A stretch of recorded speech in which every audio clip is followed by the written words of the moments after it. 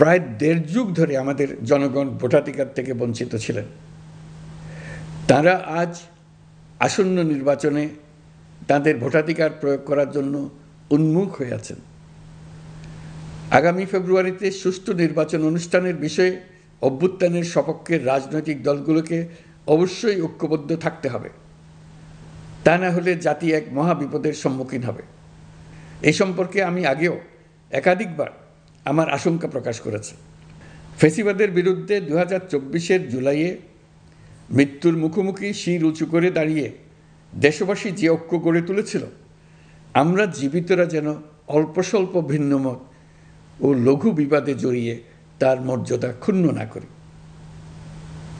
133 শিশু, শত শত তরুণ তরুণী, নারী পুরুষের মৃত্যু, হাজার হাজার মানুষের অঙ্গহানির যে আত্মত্যাগ, সেটিকে আমাদের সম্মান জানাতেই হবে।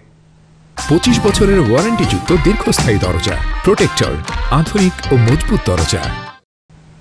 দেশের আপামর জনগণ সামান্য যা চায় তা হচ্ছে এই অগণিত হতাহতের স্মৃতির প্রতি শ্রদ্ধা জানিয়ে আমরা সবাই যেন ভিন্ন মতের প্রতি সহিষ্ণুতা দেখাই, দলীয় স্বার্থ অতিক্রম করে সম্মিলিত আকাঙ্ক্ষা ও জাতীয় চাওয়াকে ঊর্ধ্বে তুলে ধরি।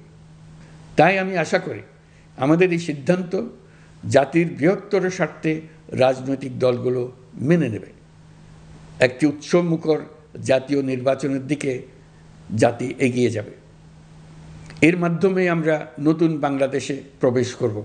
আমরা নতুন বাংলাদেশ গড়ার দ্বার প্রান্তে এসে পৌঁছলাম। মহান আল্লাহ আমাদের সহায় হন। আমাদের আশা মহান আল্লাহ পূরণ করুন। আল্লাহ হাফেজ। সবাইকে ধন্যবাদ।